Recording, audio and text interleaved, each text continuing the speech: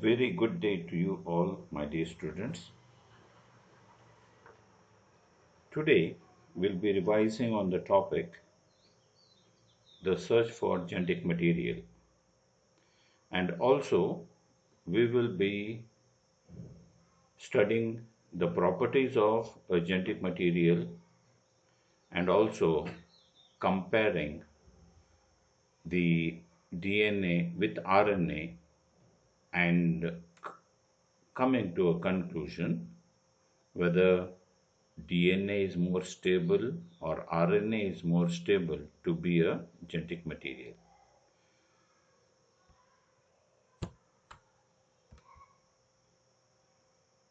Well, the search for genetic material started in the year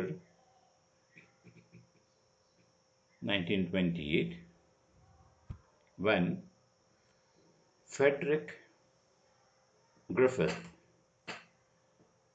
a British medical officer, was performing and studying about the pathogenicity of a bacterial strain, Diplococcus pneumoniae. Now, during his studies, he discovered a transforming principle, and this classical experiment is now known as the Griffith experiment. So when he was working on the pathogenicity of this Diplococcus pneumoniae, he saw that there were two forms of Diplococcus pneumoniae. One strain was a smooth strain because these bacterial cells, they had a capsule around it, and the colony that they formed were having a smooth outline. That is why it was called as a smooth strain. Now, the another strain was the rough strain. Now, this bacterial cell did not have any capsule around it, and the colonies that were formed by this strain was dull and rough, hence the name rough strain. Now he wanted to know which of these is actually responsible for the disease pneumonia. So what he did is he first injected a culture of this rough strain bacterial cell into the mice, and the mice was alive. So with this he came to a conclusion that, and even we can also come to the conclusion that the rough strain Diplococcus pneumoniae does not cause pneumonia and it is non-virulent. Then he took a culture of this smooth strain Diplococcus pneumoniae and he injected in the mice. Then after a few days he saw that the mice suffered from pneumonia and the mice died. So this shows that the smooth strain bacteria is virulent and is responsible for pneumonia.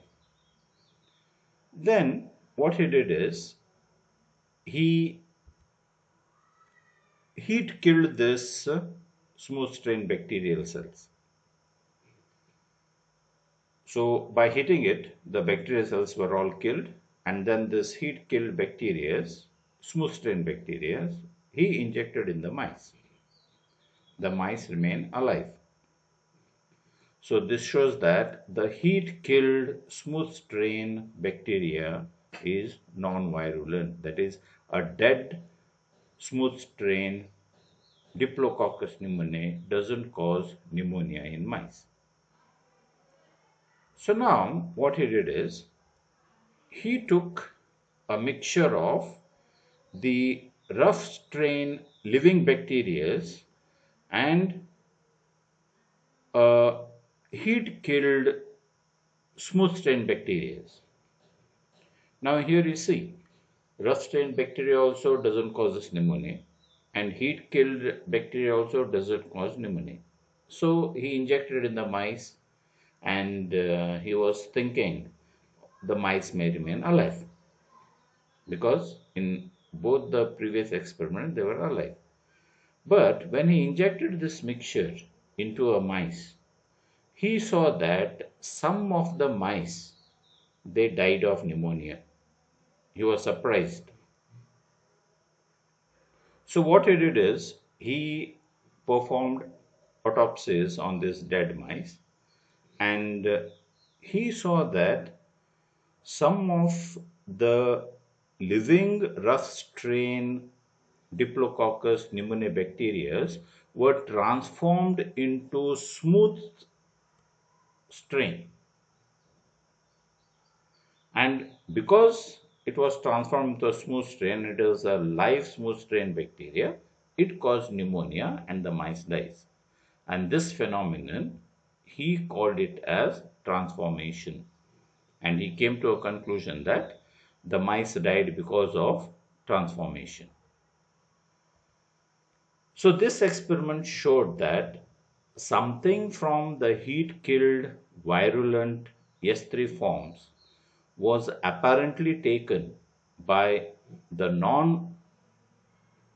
living non-virulent R2 forms and transformed them into virulent and caused pneumonia, and hence they died. So this phenomenon is known as the Griffith's effect or bacterial transformation. However, Griffith did not identify the chemical nature of the transforming principle, but his experiment they set the stage for discovery of DNA as the hereditary material. Later,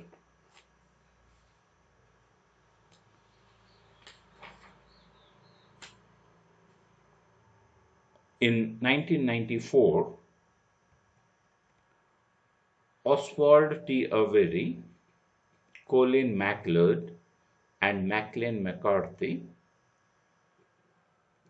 they further continued with the Griffith experiment to know what was the transforming substances.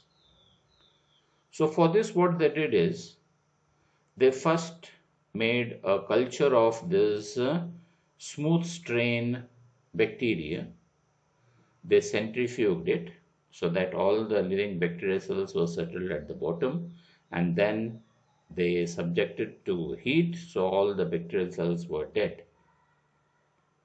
So this is a heat killed S strain bacteria, and then these heat killed bacterial cells extraction they collected. Then this extract of heat killed S forms they added in a culture containing living rough strain cells, and they kept it for some days. Then afterwards they analyzed the culture. They saw that the culture contained both rough strain cells as well as smooth strain cells, indicating that transformation occurred. So the extract that was extracted from the S3 forms, it contained the active factor for transformation. Now what they did is they treated the extract with the protease enzyme. Now you see this protease enzyme, it digests the proteins. So all the protein molecule that was present in the extract was digested, and this protein free whereas all other component was present. That is the carbohydrate, the nucleic acids, everything was present.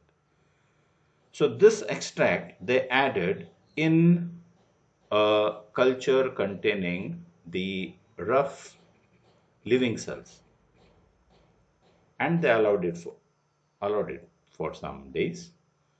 Then afterwards they studied the outcome of this, and they saw that here also the rough strain bacteria were converted into smooth strain bacteria, indicating that transformation occurred.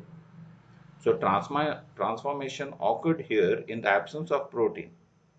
Hence, we can conclude that the active factor or the transforming factor is not protein. Then what they did is, to this heat killed extract, they added this ribonuclease enzyme. Now you know ribonuclease enzyme, it is the RNA digesting enzyme. So whatever the RNAs that was present in that extract was digested. So the extract was free from RNAs. So now this extract they added in a culture containing these living R cells, and again they left it for some days for growth.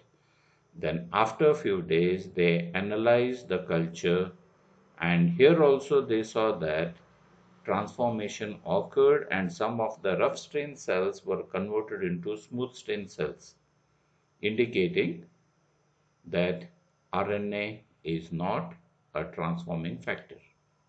So protein also is not a transforming factor, carbohydrate also is not a transforming factor, RNA also is not a transforming factor. So now what is left is DNA.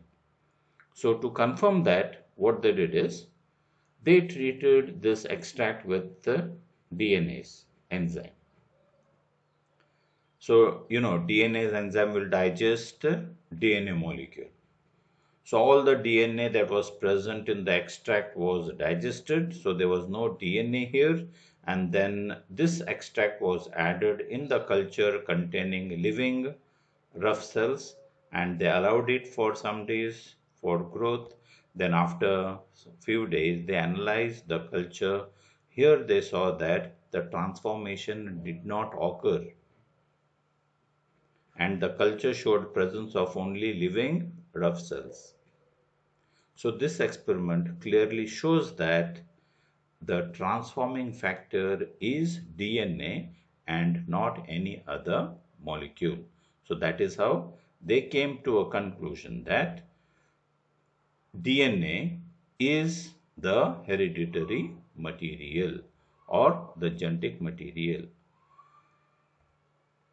But many biologists, however, were not fully convinced and had several objections to it. So later, the unequivocal proof that DNA is the genetic material came from the experiment of Alfred Hershey and Martha Chase in the year 1952. So they were working on this T2 bacteriophage. Bacteriophages are the viruses that infect bacterial cells. And bacteriophages are made up of only two components. That is, they have a protein coat, and inside they have a DNA as their genetic material. And for them to grow, they have to transfer the genetic material. So Martha and Chase, they wanted to know whether it is the protein that is responsible for transfer of hereditary material, or DNA is the transforming material, means the material that transfers the hereditary characters. See, usually when bacteriophages, they attack a bacterial cell, the bacteriophage will attach itself to the bacterial cell, and then it will be injecting its DNA, and then this DNA enters into the bacterial cell thinking it as its own DNA, it takes it, multiplies it, and thus the viral particles multiply. So this is the normal procedure how the viral particles infect the bacterial cell.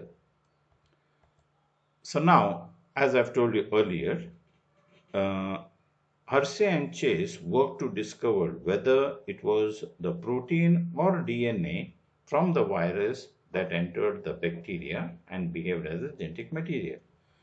So, what they did is they grew some of these T2 bacteriophages in a medium containing radioactive phosphorus, that is P32, and some other T2 bacteriophages in a medium containing radioactive sulfur. Now see here, viruses grown in presence of radioactive phosphorus, they contained radioactive DNA because you already know phosphorus is one of the component of DNA molecule. So for that formation of DNA, the radioactive phosphorus was utilized, and hence all those T2 phages, they had radioactive DNA.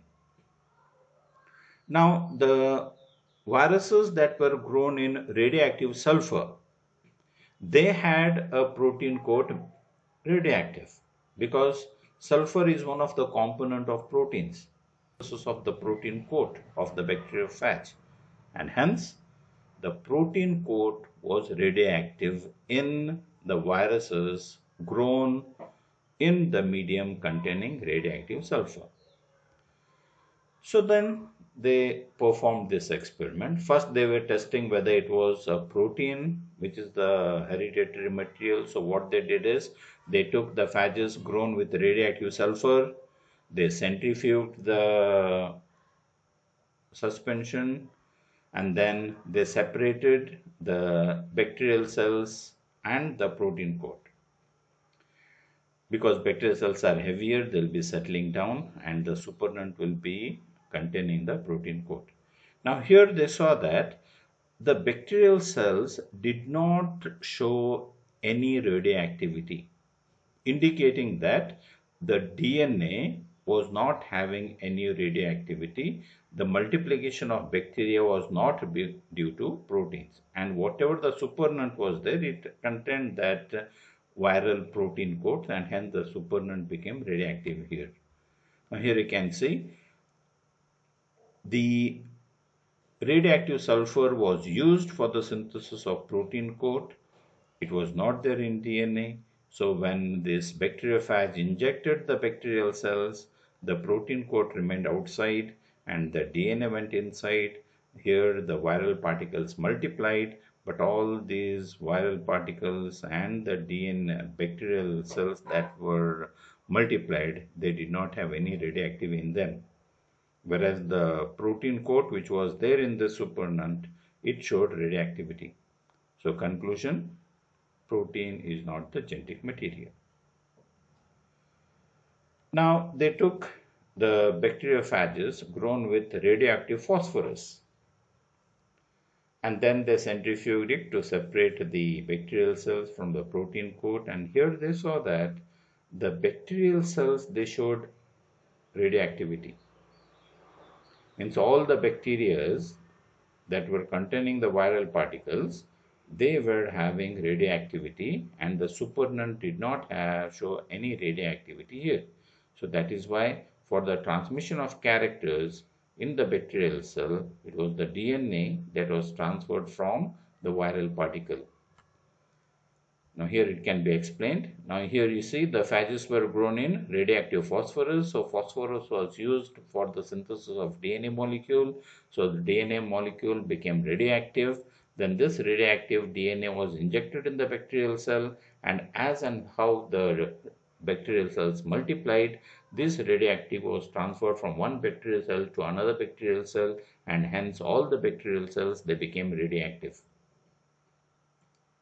So this clearly proves that DNA is the genetic material, and it is transferred from one generation to another generation in the course of reproduction. So bacteria which were infected with virus that had radioactive DNA was radioactive, indicating that DNA was the genetic material and that passed from virus to bacteria.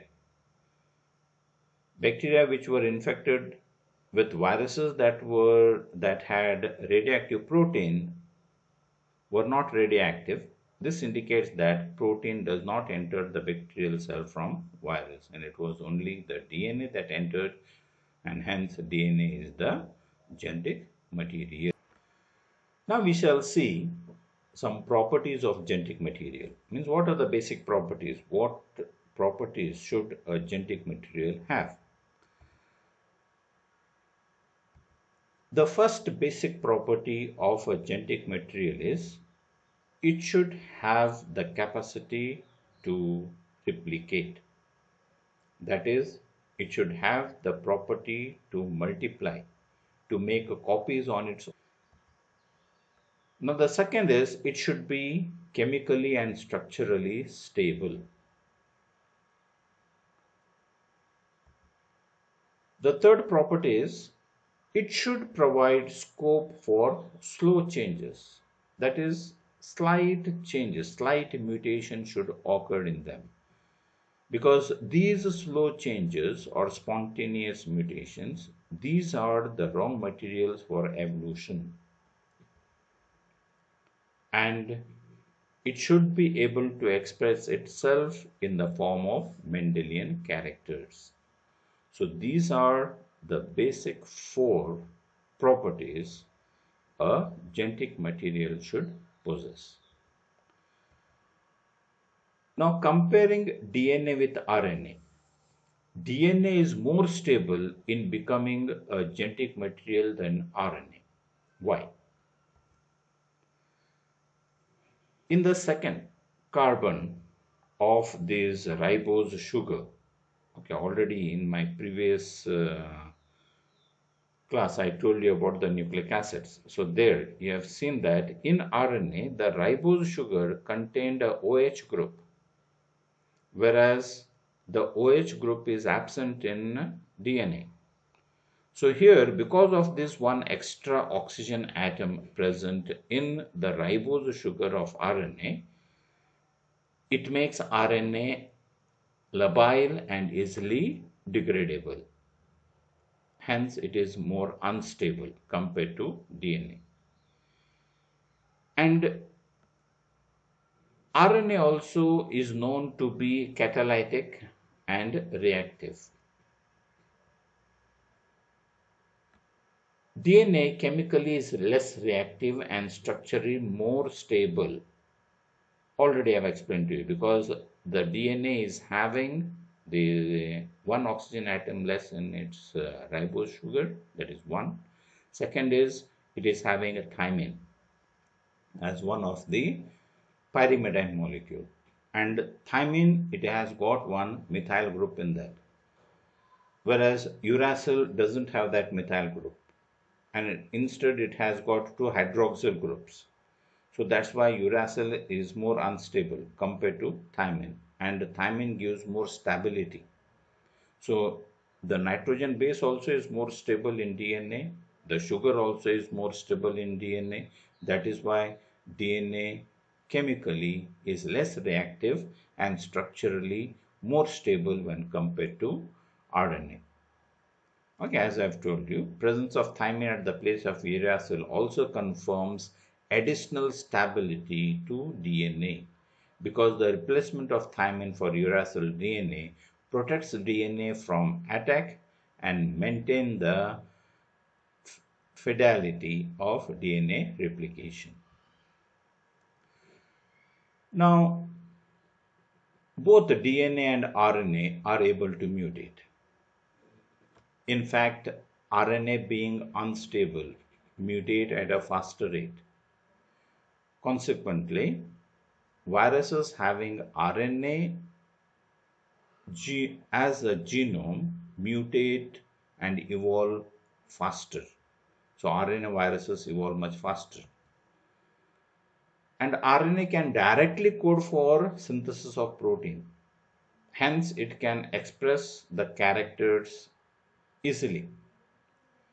But DNA is, however, dependent on RNA for the synthesis of protein because protein synthesizing machinery has evolved around RNA. So, from this, we can conclude that both RNA and DNA can function as genetic material, but DNA being more stable is preferred for storage and transfer of genetic information. And for gene expression, RNA is better. That is why protein synthesis, the gene fraction of DNA is transcribed into RNA. So with this, I conclude this revision on the search for genetic material, properties of genetic material, and comparison between DNA and RNA. So thank you, my dear students.